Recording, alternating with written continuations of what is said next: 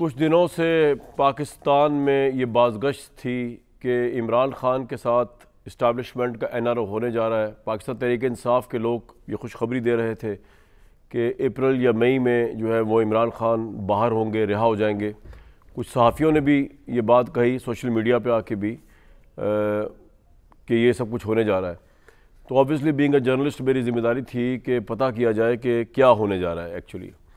तो मैंने कल ट्वीट किया और ये ट्वीट इस बुनियाद पर था कि मैंने इस्टेब्लिशमेंट के बहुत अहम लोगों से रब्ता किया, उनसे बीइंग अ जर्नलिस्ट सवाल जवाब किए और उनकी बातों से मैंने जो कुछ अखज़ किया इमरान ख़ान की NRO डील के हवाले से उसको मैंने ट्वीट की शक्ल में ट्वीट कर दिया कि मेरा प्रोग्राम नहीं होता, वरना मैं प्रोग्राम में आके बात करता, लेकिन ट्विटर में एक ये चीज़ भी आसानी होती है कि प्रोग्राम तक पहुँचने के लिए तो आपको थोड़ा टाइम लग जाता है। ट्विटर तो आप ट्वीट फ़ौरन कर देते हैं और फिर न्यूज़, तो ये एक न्यूज़ आइटम आप समझें इसको।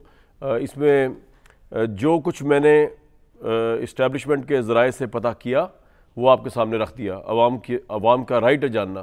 तो ये आप देख सकते हैं, मैं आपको दोहरा देता हूँ कि कंसर्न सोर्सेज, बल्कि 2 ट्वीट्स किए तो उनमें जो ज़्यादा तफसील से है मैं वो आपको बता देता हूँ। Sources in establishment have confirmed that no reconciliation will be done with any of the disrupted forces who are advancing the agenda of foreign players. Reconciliation is unthinkable with the planners, abettors, facilitators and preparators of 9th May unless they condemn their act publicly, accept full responsibility of the heinous act, render public apology and give solemn commitment that such outrageous behavior will never be repeated. Sources have also confirmed that no reconciliation is in the offing with the elements who have polarized and divided the country along multiple lines to facilitate foreign agendas. Likewise, there will be no reconciliation with those who actively lobby against the state to pursue their narrow vested interest. Message is loud and clear. तो कल से लेकर आज तक different talk shows और news media इस हवाले से इस्टेब्लिशमेंट का इस मौक़िफ़ के ऊपर प्रोग्राम्स भी कर रही है और अपनी रिपोर्टिंग भी कर रही है। तो ये उनका मौक़िफ़ है जो आपके सामने मैंने रख दिया। अब सवाल ये उभरता है बेसिकली कि क्या इमरान ख़ान को इस्टेब्लिशमेंट के साथ किसी डील के ज़रिए बाहर आना एक रास्ता है, या इमरान ख़ान कोई डील ना भी करें तो कानूनी ज़ाब्तों से होते हुए निकल आएंगे और ज़मानत पे रिहा हो जाएंगे। उसके बाद इससे पहले मुल्क में बहुत दफ़ा हुआ केसेस जो हैं वो एंड तक भी जाते हैं, लेकिन कई दफ़ा सियासतदानों के ख़िलाफ़ वो केस ख़त्म भी होते हैं। रिसेंट मिसाल उसकी नवाज शरीफ साहब की है। लेकिन ये भी एक बात फैक्ट है कि जिस जुर्म के अंदर, इल्ज़ाम के अंदर इमरान ख़ान साहब पकड़े गए या धरे हुए हैं अभी जेल के अंदर, वो 9 मई का है। वो इससे पहले कभी किसी सियासतदान ने सोचा भी नहीं होगा शायद, और ये हुआ इस मुल्क के अंदर 9 मई, जिस तरह पाकिस्तान के स्टेट इदारों के ऊपर हमला किया गया। उसकी आप अगर वीडियोज़ देखें तो आपको अंदाज़ा हो कि लोगों की ऐसी जहन साजी हुई थी जिस तरह वो नफ़रत का इजहार कर रहे थे हमारी अफवाह से। ये ऑब्वियसली उस वक्त भी कंडेमेबल था, ये आज भी कंडेमेबल है और ये अफसोसनाक भी है। तो इन तमाम चीज़ों के ऊपर सवाल ये उठता है कि अगर इमरान ख़ान डील के ज़रिए बाहर आ जाएं, लेट सपोज, कानूनी रास्ता तो का इख्तियार किसी के पास नहीं है।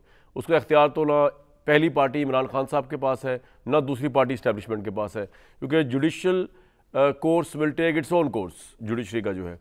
लेकिन अगर किसी डील के ज़रिए बाहर आ जाएँ तो ऑब्वियसली ये जो इस ट्वीट का स्पिरिट है वो ये कि फिर इस्टेब्लिशमेंट से भी लोग सवाल करेंगे कि इतना बड़ा वाक़या 9 मई का हुआ, attack on the integrity of Pakistan armed forces and Pakistan, उसको अगर इस तरह जाने दिया जाए तो क्या ये अच्छा प्रेसिडेंट सेट हो रहा है या दूसरा गलत प्रेसिडेंट सेट हो रहा है फिर। लेकिन उसके साथ साथ दूसरे लोगों का ये पॉइंट ऑफ व्यू भी है कि जनाब फोरगो करना चाहिए और आगे चलना चाहिए और मुल्क को आगे लेके जाना चाहिए और इमरान खान के साथ मामला ठीक हो जाने चाहिए इस्टेब्लिशमेंट के, क्योंकि मिल के मुल्क को आगे लेके जाए।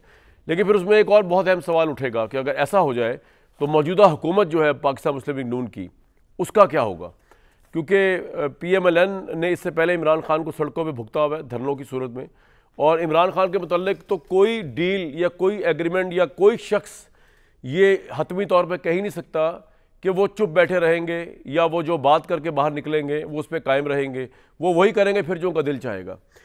इन तमाम मौज़ूआत के ऊपर पाकिस्तान ने आगे जाना है, उसके लिए इमरान खान का जेल में रहना कितना ज़रूरी है या इमरान खान का बाहर आना कितना ज़रूरी है, ये मेरे जहन में सवाल है। क्योंकि इस मुल्क की पॉलिटिकल स्टेबिलिटी, इकोनॉमिक स्टेबिलिटी ख़ास तौर पे, उसका दारोमदार इस मुल्क की पॉलिटिकल स्टेबिलिटी पे भी है।